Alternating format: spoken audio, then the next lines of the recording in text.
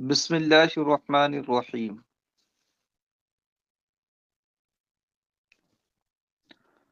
اللہ رب العزت ارشاد فرماتا ہے، ان الذین کفروا سواء علیہم اانذرتہم ام لم تنذرہم لا یؤمنون۔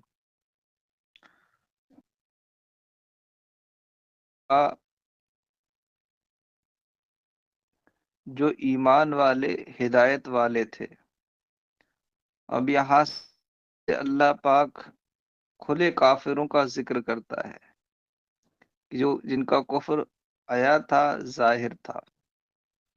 اس کے بعد منافقین کا ذکر آئے گا کہ جو ظاہر میں مسلمان بنتے تھے اور اندر سے وہ بدترین کافر تھے۔ یہ ترتیب قرآن مقدس نے رکھی، سب سے پہلے ایمان والے، پھر کھلے کافر اور پھر منافق، اور اسی ترتیب سے ان تینوں کے درجات ہیں۔ سب سے اچھے درجے پر ایمان والے ہیں، اور اس کے بعد جن کا کفر ظاہر ہے وہ ہیں کہ یہ ہمیشگی کی جہنم میں جائیں گے۔ اس کے بعد درجہ منافقین کا ہے، یہ کھلے کافروں سے بھی بدتر ہے کہ یہ جہنم کے سب سے نیچے والے طبقے میں جائیں گے، وہ ان کا ٹھکانہ ہے۔ تو فرمایا اللہ پاک نے، ان الذین کفروا، بے شک وہ جنہوں نے کفر کیا۔ یہاں مراد ہیں وہ جن کی قسمت میں کفر ہے، یعنی وہ بعد تبلیغ بھی ایمان نہیں لائیں گے، جیسے کہ ابو جہل، ابو لہب وغیرہ، کنہیں تبلیغ کی گئی، سمجھایا گیا، اس کے باوجود ایمان نہیں لائے۔ کیوں؟ اس لیے کہ ان کی قسمت یہی تھی۔ اب یہ کہ ان کی قسمت میں کفر تھا، تو ایسا نہیں ہے کہ ان حضرات پر، ان لوگوں پر کوئی الزام نہیں رہ گیا اور قیامت میں یہ کہہ کر چھوٹ جائیں گے کہ ہماری قسمت میں تو کفر تھا، تو ہم کیسے ایمان لا پاتے، ہے نا؟ تو یہ معذور نہیں ہے۔ اللہ کے لکھ دینے نے کسی کو مجبور نہیں کیا ہے، بلکہ اللہ پاک نے وہی لکھا جو بندہ دنیا میں آ کر کرنے والا تھا۔ یعنی اس نے بندوں کو بنانے سے پہلے ان کے حالات کو جانا کہ میں ان کو دنیا میں بھیجوں گا، بھلائی برائی سمجھنے کے لیے طاقت دوں گا، اچھائی برائی کے راستے نے سمجھاؤں گا، اس کے بعد کون کس راستے پر چل پڑے گا، اللہ پاک نے اس کو جانا، اور جو جیسا کرنے والا تھا اپنے علم کے مطابق اس کے لیے وہی تقدیر لکھی۔ تو اللہ تعالیٰ کے لکھ دینے سے کوئی کسی کام کے کرنے پر مجبور نہیں ہے، بلکہ وہ جیسا کرنے والا تھا ویسا ہی رب تعالیٰ نے لکھا ہے۔ تو چونکہ یہ علم الہی میں ایمان لانے والے تھے ہی نہیں، اس لیے اللہ پاک نے ان کی قسمت میں کفر لکھا، اور یہ ازلی کافر ٹھہرے۔ ان الذین کفروا، بے شک وہ جن کی قسمت میں کفر ہے، کابی جہل و ابی لہب، جیسے کہ ابو جہل، ابو لہب وغیرہ، سواء علیہم اانذرتہم ام لم تنذرہم، انہیں برابر ہے تم انہیں ڈراؤ یا نہ ڈراؤ، وہ ایمان لانے والا نہیں۔ اب یہ کہ جب وہ ایمان لانے والے ہیں ہی نہیں، اللہ پاک نے اس کی خبر دے دی، تو اللہ کے محبوب سرکار صلی اللہ تعالی علیہ وسلم نے ان کو تبلیغ کیوں فرمائی، اسلام کا پیغام کیوں سنایا، اللہ کی توحید اور اپنی رسالت کی طرف دعوت دی، ہے نا؟ حدیث میں آیا کہ سرکار نے ان کو دعوت دی۔ تو اس کا جواب یہ ہے کہ اللہ رب العزت نے نتیجہ بتا دیا کہ ان کو تبلیغ کی جائے گی، تب بھی نتیجہ یہی نکلے گا کہ یہ ایمان نہیں لائیں گے۔ تبلیغ سے منع نہیں کیا کہ ان تک پیغام موت پہنچاؤ، انہیں اسلام کی دعوت نہ دو، اس سے منع نہیں کیا، نتیجہ بتا دیا کہ نتیجہ یہ نکلے گا کہ وہ ایمان نہیں لائیں گے۔ چونکہ اللہ پاک نے اپنے محبوب کو اپنے احکام پہنچانے اور دین کی تبلیغ پر مامور کیا، اور اس میں محبوب کے لیے ثواب ہے، تو حضور نے جن کو تبلیغ فرمائی اس کا فائدہ اگرچہ ان کو تو نہ ملا مگر اللہ کے رسول صلی اللہ تعالیٰ علیہ وسلم کو ملا، کہ آپ کے لیے اس سے اللہ تعالیٰ کے ہاں شرف و مقام بڑھا اور اللہ تعالیٰ کے ہاں اجر و ثواب آپ کے لیے ہوا۔ اَأَنذَرْتَهُمْ، اس لفظ میں 5 قراتیں مفسر علیہ الرحمٰن نے یہاں ذکر فرمائی ہیں۔ اَأَنذَرْتَهُمْ میں پہلی قرات ہے بتحقیق الحمزتین، دونوں حمزوں کی تحقیق کے ساتھ۔ ایک ہوتا ہے حمزہ کی تحقیق اور ایک ہوتا ہے حمزہ کی تسہیل۔ حمزہ کو ضبطے کے ساتھ پڑھا جائے، جو جھٹکا دے کر پڑھا جاتا ہے، جو اس کی اصل صفت ہے ضبطہ، تو اس کو تحقیق کہتے ہیں۔ اور اگر بغیر ضبطے کے پڑھا جائے، بغیر جھٹکے کے پڑھا جائے، اس کو تسہیل کہتے ہیں۔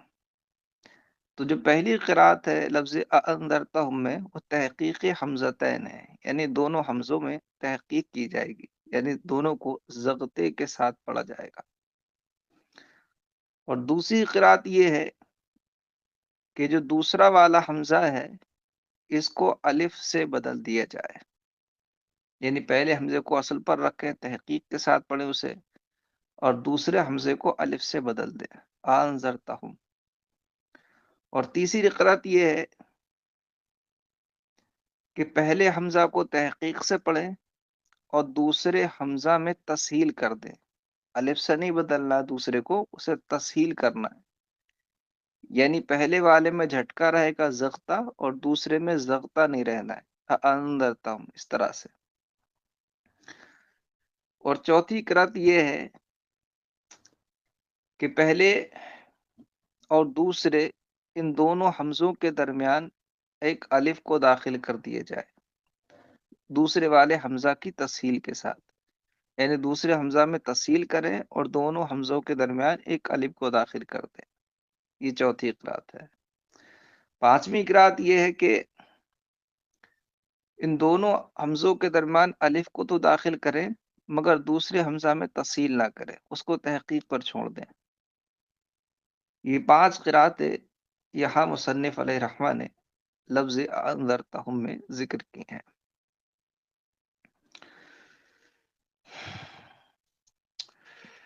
سواء علیہم اانذرتہم، انہیں برابر ہے کہ تم انہیں ڈراؤ، بتحقیق الحمزتین، اانذرتہم یہ دونوں حمزوں کی تحقیق کے ساتھ ہے، وابدال الثانیۃ الفن، اور دوسرے حمزہ کو الف سے بدل کر، وتسہیلھا اور اس کی تسہیل کر کر۔ بیٹا 3 قراتیں ہو گئی ہیں۔ وادخال الف بین المصاحلہ والاخری، اور حمزہ مصاحلہ یعنی تسہیل والے حمزہ اور دوسرے حمزہ، وترک ہی بقائے الف کے ساتھ تسہیل کو ترک کر کے، 5 طریقے سے پڑھا گیا ہے۔ ام لم تنذرہم لا یؤمنون، انہیں برابر ہے کہ تم انہیں ڈراؤ یا نہ ڈراؤ، وہ ایمان لانے والے نہیں۔ کیوں نہیں لانے والے ایمان؟ لعلم اللہ تعالی منہم ذالک، کیونکہ اللہ تعالیٰ کو ان کے بارے میں اس بات کا علم اور یقین ہے۔ فلا تطمع فی ایمانہم، لہذا آپ ان کے ایمان کے بارے میں خاص امید نہ رکھیں۔ والانذار اعلام ما تخفیف، انذرتہم اور لم تنذر باب افعال سے ہیں جن کا مصدر آتا ہے انذار۔ انذار کس کو کہتے ہیں؟ انذار اس اعلان کو کہتے ہیں جس میں ڈرانا ہو۔ اللہ کے رسول صلی اللہ تعالیٰ علیہ وسلم نے جب اپنی رسالت اور اللہ کی توحید کا اعلان کیا، کوئی صفا پر آپ تشریف لے گئے تو آپ نے قریش کو بلایا اور کہا کہ اگر میں تم سے کہوں کہ اس پہاڑ کے پیچھے ایک لشکر ہے جو تم پر حملہ کرنا چاہتا ہے، کیا تم میری بات سچ مان لو گے؟ تو انہوں نے کہا کہ ہاں سچ مان لیں گے، کیونکہ آپ امین ہیں، صادق ہیں، کبھی جھوٹ نہیں بولتے ہیں۔ تو اللہ کے رسول صلی اللہ تعالیٰ نے فرمایا کہ تو میں تمہیں ڈر سناتا ہوں جلد آنے والے عذاب کا، اگر تم کامیاب ہونا چاہتے ہو تو لا الہ الا اللہ محمد رسول اللہ پڑھ لو۔ تو حضور نے جو اعلان کیا تھا وہ تخویف کے ساتھ ہی تھا، ہے نا، ڈرانے والا اعلان، جس میں اعلان بھی ہے اور ساتھ میں نافرمانوں کو ڈرایا بھی جا رہا ہے۔ حضور نے فرمایا قولوا لا الہ الا اللہ لعلکم تفلحون، کہ تم لا الہ الا اللہ کہو اس امید پر کہ تم فلاح پا جاؤ۔ تو انذار کا معنی اعلام مع تخویف ہے، والانذار اعلام مع تخویف، اور انذار خوف دلانے کے ساتھ اعلان کرنے کو کہتے ہیں۔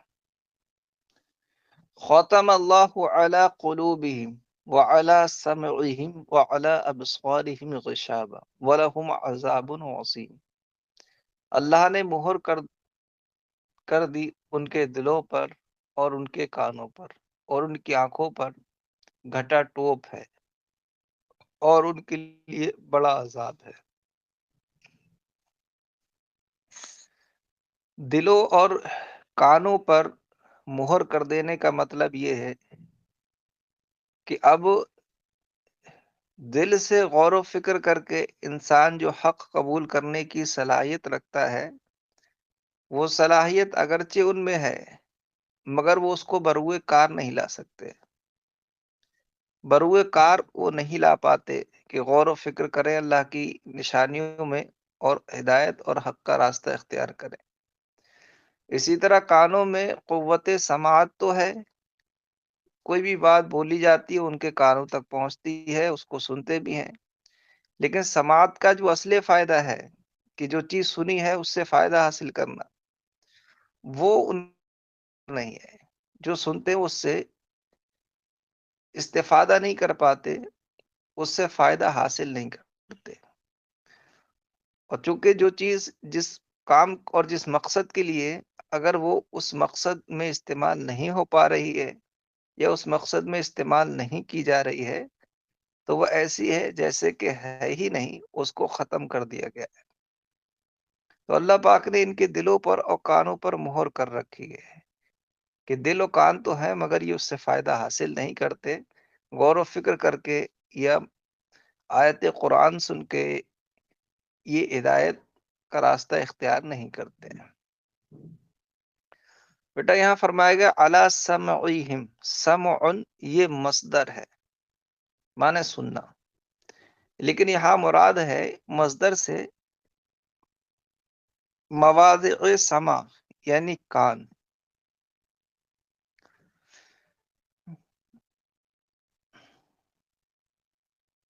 ختم اللہ علی قلوبہم، اللہ نے ان کے دلوں پر مہر فرما دی، اے طبع علیہا واستوثقا، یعنی ان پر مہر کر دی اور مہر پختہ اور مضبوط ہو گئی۔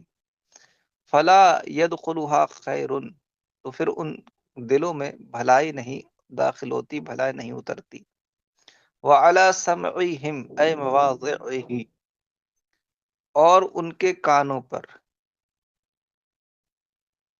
وعلی سمعہم اور ان کی سماعت پر، اے مواضعہ یعنی سننے کی جگہ جو کان ہے ان پر مہر کر دی۔ فلا ينتفعون بما يسمعونه من الحق، تو وہ نفع حاصل نہیں کرتے اس حق سے جس کو وہ سنتے ہیں۔ وعلی ابصارہم غشاوہ، اور ان کی آنکھوں پر غشاوہ پٹی پڑی ہے۔ غشاوۃ کا معنی آتا ہے غطاء، یعنی ڈھکن، پٹی، یہ جو بھی چیز کسی چیز کو چھپانے کے لیے لگائی جاتی ہے اسے غطاء اور غشاوۃ کہتے ہیں۔ اب یہ کہ ان کی آنکھوں پر بظاہر تو کوئی پٹی نہیں تھی اور نہ ان کے دل و کانوں پر بظاہر کوئی مہر تھی، مطلب وہی ہے جو میں نے پہلے بتایا کہ یہ سب چیزیں تھیں لیکن ان کا جو اصل فائدہ ہے وہ اٹھاتے نہیں تھے، تو ایسی ہیں جیسے کہ ان کے پاس ہے ہی نہیں یا کسی نے چھپا رکھے ہیں۔ اب یہ کہ وہ یہ نہیں کہہ سکتے کہ اللہ تعالیٰ نے ہمارے دل و کانوں پر مہر کر رکھی تھی، ہماری آنکھوں پر پٹی پڑی تھی، اس لیے ہم نے حق کو قبول نہیں کیا اور حق سے فائدہ حاصل نہیں کیا، اسے وہ عذر نہیں بنا سکتے، اس لیے کہ اللہ تعالیٰ کا ان کے ساتھ ایسا کرنا ان کے اسی خبث اور اسی شدید کفر کی وجہ سے تھا کہ وہ اپنی طبیعت میں اس قدر ڈھیٹ اور اس قدر ضدی اور اس قدر جھٹلانے والے تھے کہ اللہ رب العزت نے ان کی قسمت میں یہی لکھا. تو در حقیقت اللہ پاک نے یہ سب ان کے ساتھ کیا، یہ ان کی اپنی روش کی وجہ سے اور ان کے اپنی اختیار کردہ راہ پر چلنے کی وجہ سے.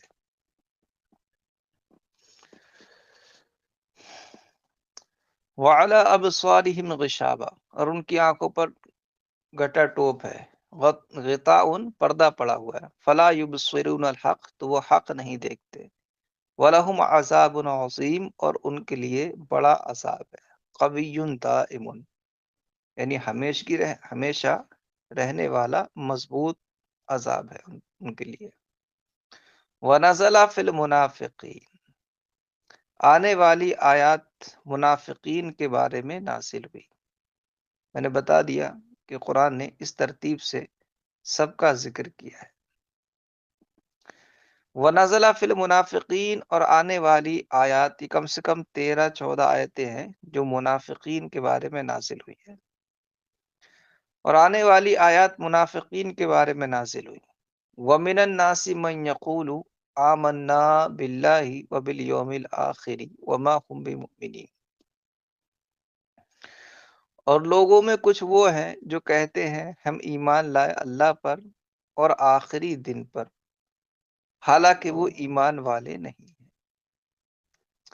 من الناس، یہاں ناس کا ذکر بطور تعجب ہے، بطور استعجاب ہے.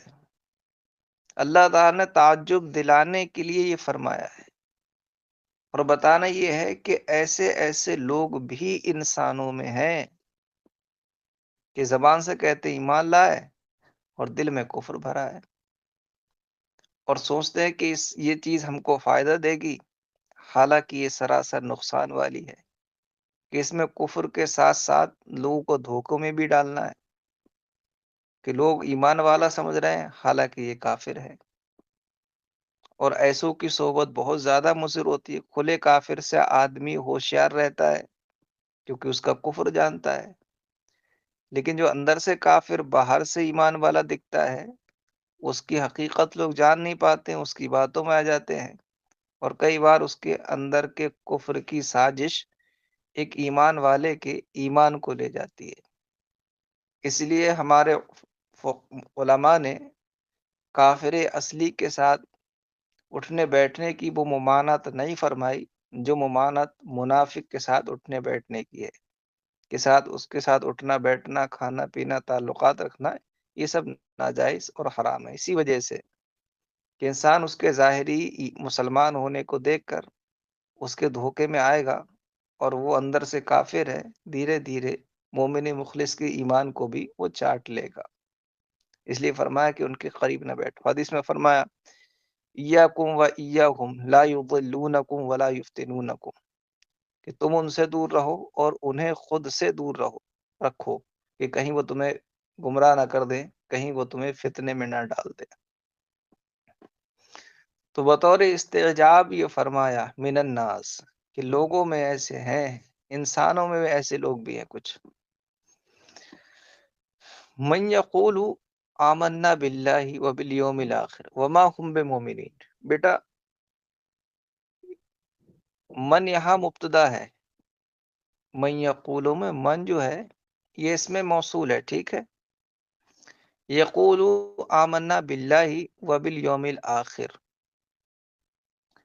یہ پورا جملہ جو ہے، اور وما ہم بمؤمنین یہ اس کا حال مل کر یہ پورا صلہ بنے گا من کا. یقولوں کے اندر جو ضمیر ہے وہ من ہی کی طرف لوٹ رہی ہے، اور وما ہم میں جو ہم ضمیر ہے اس کا مرجع بھی لفظ من ہے جو یقولوں سے پہلے ہے. اب یہاں اشکال یہ ہے کہ یقولوں کے اندر جو ضمیر ہے وہ تو واحد ہے، اور ہم ضمیر جو ہے یہ تو جمع ہے، اور دونوں کا مرجع ایک ہی لفظ ہے، لفظ من. تو ایسا کیسے ہو سکتا ہے کہ ایک لفظ کی طرف واحد کی ضمیر بھی لوٹ جائے اور اسی لفظ کی طرف اسی عبارت میں جمع کی ضمیر بھی لوٹ جائے؟ یہ کیسے ہو سکتا ہے؟ تو اس کا جواب یہ ہے کہ اصل میں لفظ من کی دو جہتیں ہیں. لفظ کی جہت سے یہ مفرد ہے، اور معنی کی جہت سے مفرد تثنیہ جمع سب ہوتا ہے، یعنی واحد کے لیے بھی آ جاتا ہے، تثنیہ کے لیے بھی آ جاتا ہے، اور جمع کے لیے بھی آ جاتا ہے۔ یہاں یہ لفظ جمع کے لیے ہے، یعنی دو سے زیادہ کے معنی میں ہے، تو چونکہ معنوی لحاظ سے اس میں معنی جمعیت ہے، اس لیے ہم ضمیر جمع کو اس کی طرف لوٹا دیا، اور لفظ کے اعتبار سے یہ مفرد ہے، اس لیے یقولو کی ضمیر مفرد بھی اس کی طرف لوٹ گئی۔ تو ہم میں معنی کی رعایت ہے، اور یقولو میں من کے لفظ کی رعایت ہے۔ وَمِنَ النَّاسِ، اور لوگوں میں کچھ وہ ہیں جو کہتے ہیں ہم ایمان لائے اللہ پر، وبالیوم الاخر، اور آخری دن پر۔ آخری دن سے مراد یہاں پر قیامت کا دن ہے۔ قیامت کو آخری دن کیوں کہا گیا؟ اس لیے کہ یہ جتنے بھی دن ہیں دنیا میں سب سے آخری دن ہوگا، اس کے بعد کوئی دن نہیں آئے گا۔ اور آخری دن پر، اے یوم القیامہ، یعنی قیامت پر، لأنہ آخر الایام، اس لیے کہ قیامت کا دن ہی آخری دن ہے۔ وما ہم بمؤمنین، حالانکہ وہ ایمان والے نہیں۔ روعیا فیہ معنی من، ہم کے اندر من کے معنی کی رعایت کی گئی۔ وفی ضمیر یقول لفظها، اور یقولو کی ضمیر میں من کے لفظ کی رعایت کی گئی ہے۔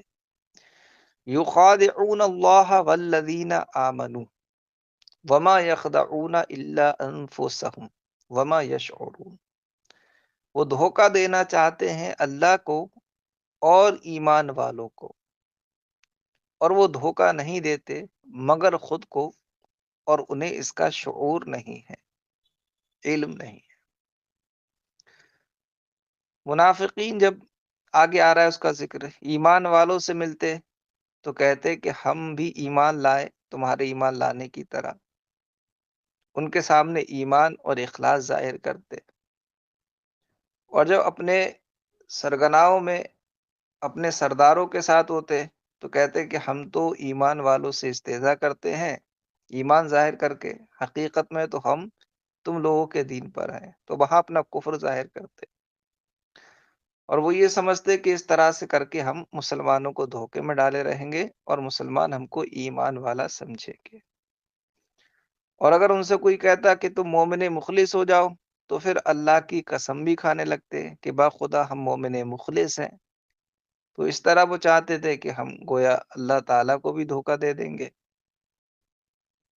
تو اللہ رب العزت نے ان کی اس کیفیت کا ذکر کیا کہ وہ دھوکہ دینا چاہتے ہیں اللہ تعالیٰ کو اور ایمان والوں کو، کہ ہم ایمان ظاہر کریں گے تو لوگ ہم کو ایمان والا سمجھیں گے، اور کفر کے جو دنیاوی احکام ہیں ان سے ہم محفوظ رہیں گے۔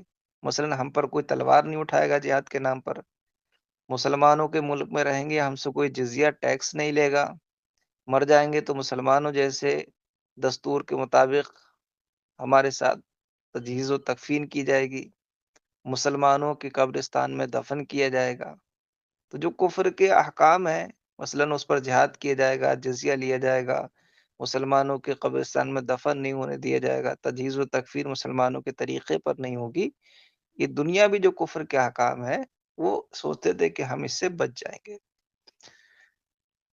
دو چیزیں ہوتی ہیں ایمان میں، ایک ہوتی ہے تصدیق جس کا تعلق دل سے ہے، اور دوسرا ہے اقرار باللسان، زبان سے اقرار۔ اصل ایمان تصدیق قلبی کا نام ہے۔ اگر کوئی شخص ما جاء بہ النبی صلی اللہ تعالی علیہ وسلم کی دل سے تصدیق کرتا ہے، یعنی جو چیزیں اللہ کے رسول صلی اللہ تعالی علیہ وسلم بارگاہ خدا سے لائے ان کو دل سے سچ جانتا ہے، حق مانتا ہے، تو اتنا ہی کافی ہے اس کے مومن ہونے کے لیے۔ باقی رہا اس بات کا زبان سے اقرار کرنا، تو وہ مومن ہونے کے لیے شرط نہیں ہے، بلکہ دنیا میں ایمان کے احکام جاری کرنے ہونے کے لیے شرط ہے، کیونکہ جب تک وہ زبان سے اقرار نہیں کرے گا دوسرے لوگوں کو اس کے مسلمان ہونے کا علم نہیں ہوگا، اور جب تک لوگوں کو علم نہیں ہوگا لوگ اس کو مسلمان ہی نہیں سمجھیں گے، اور جب مسلمان نہیں سمجھیں گے تو اس پر مسلمانوں والے احکام بھی جاری نہیں ہوں گے۔ تو دنیا میں مسلمانوں والے احکام جاری ہونے کے لیے کہ لوگ اسے مسلمان سمجھیں، مسلمان جیسے برتاؤ کریں، مسجد میں آنے دیں، اور مسلمانوں کی طرح اس کے حقوق کا خیال رکھیں، اسے بلا جزیہ اپنے ملک میں رہنے دیں، مر جائے تو مسلمانوں کے قبرستان میں دفنائے. تو جتنے حقوق ہیں ان تمام کے جاری کرنے کے لیے ہونے کے لیے اقرار شرط ہے، ورنہ نفس ایمان کے لیے اقرار جو ہے وہ اس کا جز نہیں ہے اور نہ اس کا کسی طرح حصہ ہے، بلکہ اصل ایمان تو وہی تصدیق قلبی ہے. ہاں اتنا ضروری ہے کہ اگر کسی نے دل سے تصدیق کر دی اور اس کے بعد کسی نے اس سے زبانی اقرار کا مطالبہ کیا کہ چلیے دل سے آپ تصدیق کرتے مگر زبان سے اقرار بھی کر دیجیے، اور اقرار کرنے میں کوئی اقرا اور جبر نہیں ہے، تو اب اس پر لازم ہے کہ اقرار بھی کرے. اگر اس نے اقرار نہیں کیا اور اسی طرح مر گیا تو جو تصدیق تھی وہ معتبر نہیں سمجھی جائے گی، کیونکہ بلا عذر اقرار نہ کرنا یہ تکذیب فی القلب کی علامت ہے، تصدیق قلبی کی علامت نہیں ہے. تو ہم اس کو دنیا میں مسلمان نہیں سمجھیں گے اور نہ اس کے ساتھ مسلمانوں جیسا معاملہ کریں گے. ہاں اگر دل سے تصدیق کی ہے اور اقرار کا موقع نہیں ملا، تصدیق کی قبل اس کے کہ اقرار کرتا وہ مر گیا یا مار دیا گیا، تو وہ عند اللہ مسلمان ہے اور وہ بخشش پانے والا ہے.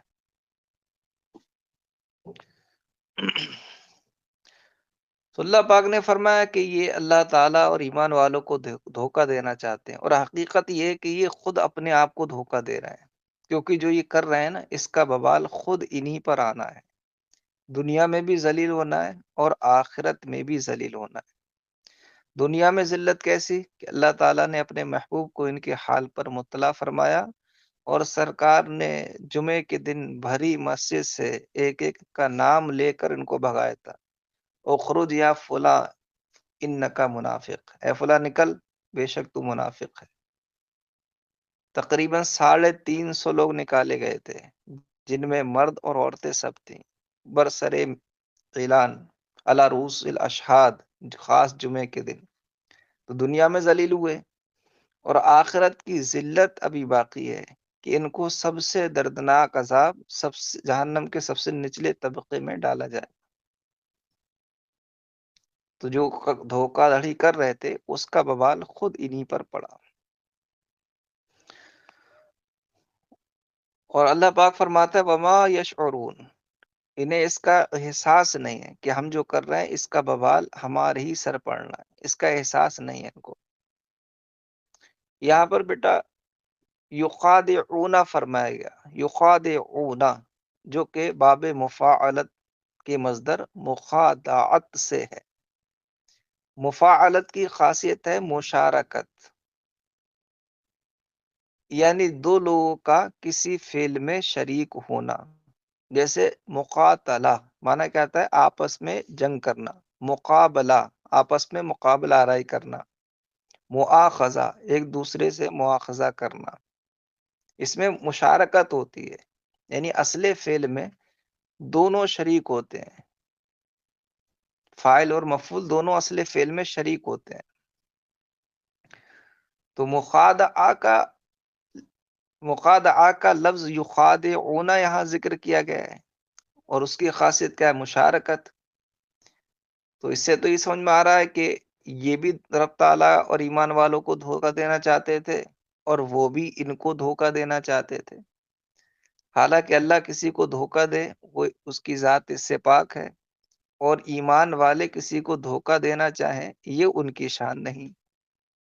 تو پھر اس کا جواب کیا ہوگا؟ تو اس کا جواب یہ ہے کہ مفاعلت میں ہر جگہ مشارکت ہو ایسا نہیں ہے، بلکہ مفاعلت سے کچھ الفاظ مصادر ایسے بھی آتے ہیں کہ جہاں مشارکت نہیں پائی جاتی ہے. جیسے کہ عاقبت لسا، لسن مانے آتا ہے چور. تو اگر کسی نے چور کو سزا دی تو وہ کہتا ہے عاقبت لس کہ میں نے چور کو سزا دی ہے. تو اس کا مطلب یہ نہیں ہوتا ہے کہ چور نے اس کو بھی سزا دی ہے نا.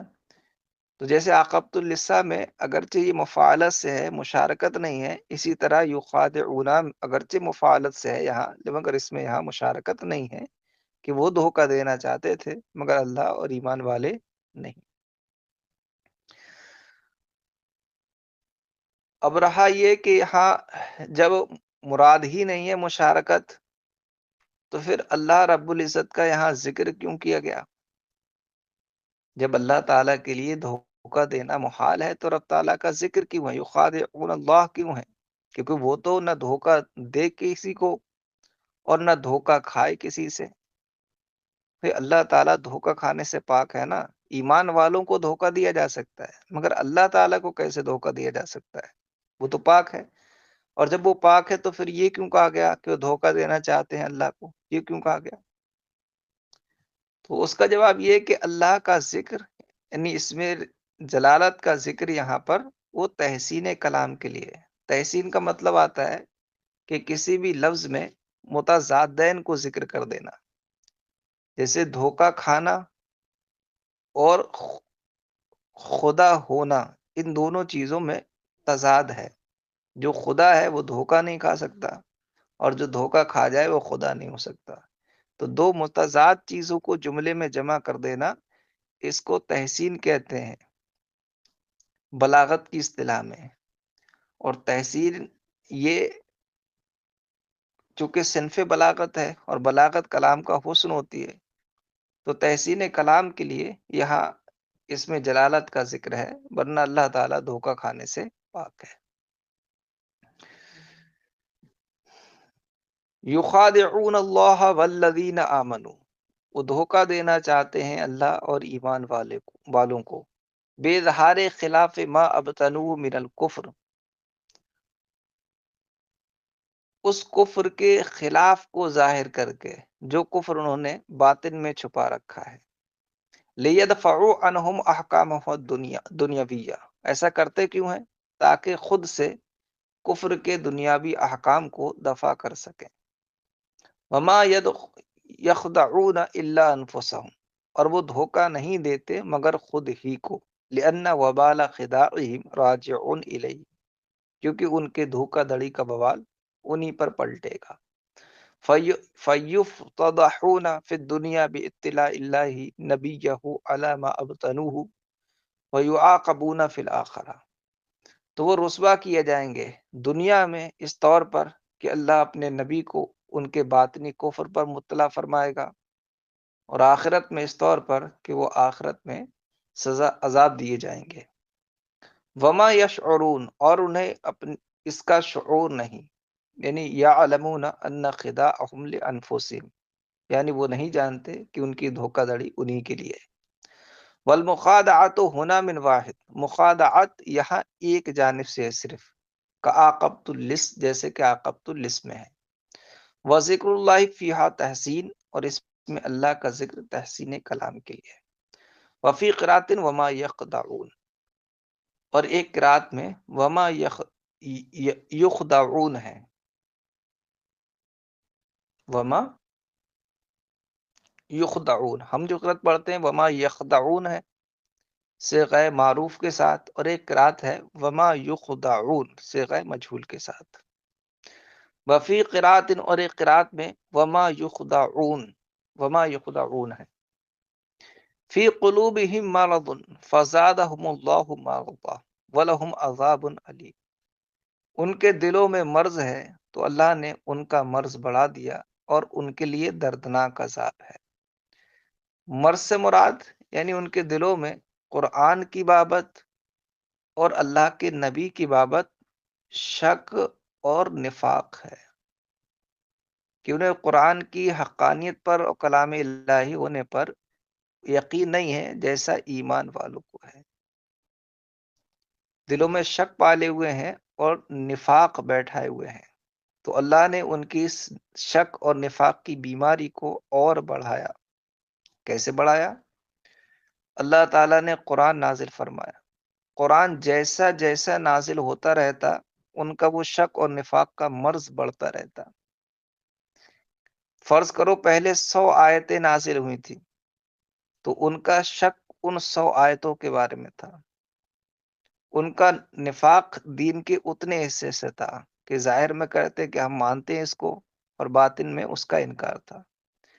لیکن اس کے بعد قرآن کی اور آیتیں نازل ہوتی رہیں، تو جو آیت نازل ہوئی اس میں وہ شک کرنے لگے، اور اس کے بارے میں بھی نفاق کرنے لگے کہ زمان سے کہتے اس کو مانتے، دل میں انکار تھا۔ تو جیسے جیسے قرآن نازل ہوتا رہا ویسے ویسے ان کا شک اور وہ نفاق وہ بڑھتا رہا۔ تو اللہ نے قرآن کو نازل فرما کر مسلسل ان کے شک اور نفاق کے مرض کو اور بڑھایا، ہے نا۔ شک اور نفاق اس کو مرض کہا ہے، اس لیے کہ یہ دلوں کو کمزور کرتے ہیں۔ شک یا نفاق ہو تو دل نہ قابل اعتماد رہتا ہے اور نہ اس دل میں حقانیت کے جلبے اور حقانیت کا نور روشن ہو پاتا ہے۔ تو یہ ایک مرض ہے جو کمزور کرتا رہتا ہے، جیسے کہ جسمانی مرض جسم کو کمزور کرتا ہے۔ عذاب علیم، علیم یہ فعیل کے وزن پر ہے، اور فعیل صفت مشبہ کبھی فاعل کے معنی میں استعمال ہوتی ہے اور کبھی مفعول کے معنی میں استعمال ہوتی ہے۔ جیسے جریح بمعنی مجروح، جریح بمعنی مجروح، اور علیم بمعنی عالم استعمال ہوتا ہے۔ تو فعیل مفعول کے معنی میں بھی استعمال ہو جاتا ہے اور فعیل فاعل کے معنی میں بھی استعمال ہو جاتا ہے۔ اسی فعیل کے وزن پر علیم ہے یہاں۔ تو یہ کس معنی میں ہے؟ فاعل کے معنی میں ہے یا مفعول کے معنی میں؟ یعنی مولم کے معنی میں ہے یا مولم کے معنی میں ہے؟ تو یہاں دونوں احتمال ہیں، دونوں کی گنجائش ہے۔ مولم کے معنی میں بھی کر سکتے ہیں اور مولم بھی مراد لے سکتے ہیں۔ مولم مراد ہو تو مطلب یہ ہوا کہ درد دینے والا عذاب ہے، جہنم کا عذاب بڑا درد دینے والا ہے، بڑا سخت ہے۔